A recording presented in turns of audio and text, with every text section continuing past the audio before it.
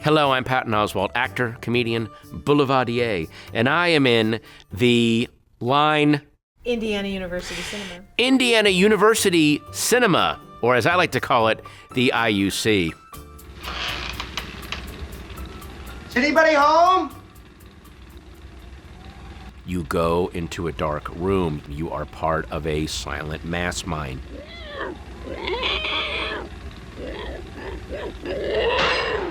Hey, Pam!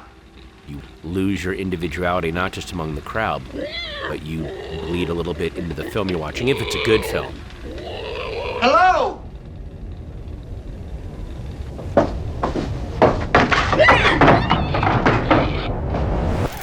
If it's a bad or boring film, maybe your mind wanders a little bit and thinks more about your life or other parts of it, or what will you be doing once this horrible film ends. And if the film is truly horrible, you can end up connecting even deeper with the other people around you with those weird, kind of subdued chuckles of disbelief of how was money put up to make this? Oh, there's another master alarm, Houston. I'm checking the quad. Christ, there was no repress back. I remember watching Apollo 13. There's a scene right when they, the line, Houston, we have a problem. And they cut to Clint Howard, who is reading off the numbers on the screen. Everything's going wrong. And then he just does this little... Oh boy, what's going on here? Flight, let me get back to you. There's so much character just in that line, oh boy, what's going on here? Because this is supposed to be the best and the brightest, and they are controlled, and they are on top of it, and they are unflappable. And for a second, he gets shaken, and then he's angry at himself for the fact that I'm talking this much about that one line of dialogue lets you know that you can put character even into something that you only have one or two lines. That changed my thinking about, instead of trying to be instead of trying to win the scene, I was more trying to inhabit the character, and my win came from not so much winning the scene, but was I real in that moment, whether or not I was the most important thing in the scene. If you're more real, and if you're there to try to make everyone else in the scene better, and then thus make the movie better, you end up serving what you're doing way better. And it really that kind of changed my thinking, because I was coming at acting as a comedian. A comedian is, I want all the attention on me, I want the lights, and I want the microphone, I want to be louder than everyone else. And acting is more listening and going back and forth and being part of something.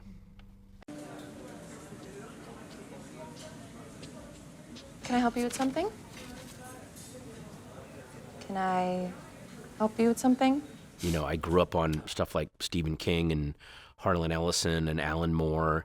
Now that I get older, I'm discovering classics like the way that William Faulkner writes, the way that he writes dialogue, and John O'Hara, especially the way John O'Hara writes dialogue, is really amazing. And then as an actor, I always loved the character actors, the M. Emmett Walshes. He's got his sandwich in one hand and the fucking head in the other. And the Warren Oates. It's time you and me had a private talk, Winger. Harry Dean Stanton. And he dreamed about this place without knowing its name. And when he woke up, he was on fire. It almost feels like there was another movie going on before they stepped into frame, so you're just seeing a slice of that, and then they got to go back to whatever bullshit they have to deal with. It makes them so much more compelling, and that to me is just a way more fun way to act and be in films. Top character actors for me, Toni Collette. I got to work with her, and I was on a show with her where she plays a character with multiple personalities, and I just remember seeing her. She came into a table read. She was reading the script cold. So she hadn't read the script, and cold, she went into the different alter egos just reading the script cold. I hereby declare my benevolent dictatorship to be in full effect. Long live the king. And then when we were done, just came right back and was Toni again, and was like, that's a friggin' actor. Like, that level of ease and, immersion, but also still having a tether on herself was incredible to me. There's just too many to name. Mark Rylance, Dwight Fry, Hume Cronin. A lot of the stuff he did in the 40s, he comes in near the end of Postman Always Rings Twice and just walks away with the movie. Karen Black, all the stuff she did in the 70s was amazing. Billy Greenbush, very underrated character actor from 5 Easy Pieces and Electric Glide and Blue. I've become comfortable with the fact that it's going to be an ever-rotating wheel of people, and I'm not going to ever fixate on anyone in particular. It's almost like my instinct knows who to focus on if I'm doing a new part, if that makes sense. Tracy Walter forever. This is a hard sit for a lot of people. It was a hard sit for me. The first time I saw it was Ikiru. Kurosawa's Ikiru is one of those.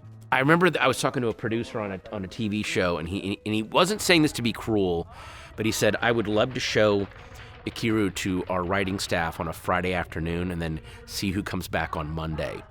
Like, that is how hard that movie lands. That is how it lands so hard emotionally. And then kind of hand in hand with that, a tie is a movie called Afterlife. I think Koreeda did that one. And that's another one of, I need to really sit down and rethink my life, like what is going on right now. So those two, and then there's a documentary called The Cruise. You know, according to the city reports, 11 people have jumped off this bridge and survived. One of my cruising dreams would be able to get a cruise together with those 11. I saw it twice in the theater, and I don't know why it was so life-affirming, because there's a lot of kind of depressing, sad stuff in it, but it really shows you can will beauty out of your surroundings if you just look at it from a different angle. And it's a very, very hopeful film. Again, saw it twice in the theater.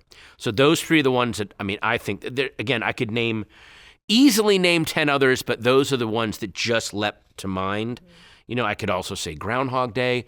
I could say American Movie, Gates of Heaven. There's a lot like that, but those are the three that really stayed with me. Wasn't photographed, and it wasn't painted. It was carved in stone. The cinephile I was before I wrote Silver Screen Fiend was I was the cinephile equivalent of a Mad Dog 2020 alcoholic, where I'm just drinking to get drunk. I'm not savoring anything. I am consuming everything I can. Every now and then there were flashes of epiphanies, flashes of transcendence, but it was more quantity than quality. And then after I wrote the book, and then after Sherman Torgan, who ran the New Beverly, said, I thought you'd be handing me a screenplay by now. That kind of made me go, oh, okay, wait a second, let's maybe refocus. And I still watch a lot of movies, but they are a spice and an aperitif and an accompaniment to life. They're not replacing my life like they were all through the 90s. This is me. I think it's apparent that I need to rethink my life a little bit. Especially for a younger generation that, for all of their advantages and all the very positive things they seem to be doing in terms of awareness and inclusion and diversity and looking at the world in a much different way, they have lost that. There is such a, and I don't want to get too, woo-woo with this, but you go to a movie, especially a movie made in the 50s, maybe it's about let's say you go see The Searchers, which is a movie made in the 1950s about the 1850s, and you're sitting there watching it, and you watch people that are no longer alive, and they're playing people that were no longer alive, and you're in the year 2025 watching this, but you realize, oh, but I've done stuff like that. I've reacted that way to things. I've struggled with this thing. Oh, it's the same people every 100 years. And then when the light goes up, you look at the people around you differently. Before the movie starts and you're sitting there and someone's in front of you, you're like, God damn, they're blocking my view and this person's being noisy. Blah, blah. And then you watch this movie, especially a little art house movie that maybe is focusing on more characters in the margins or people on the fringes, and then you realize everyone I bump into has some massive cinematic thing happening to them, and you're better able to deal with the world when the light comes up. When the lights come up, you're better able to live in the world. You can live in the world calmer and with more grace and without getting as wound up. That's the importance.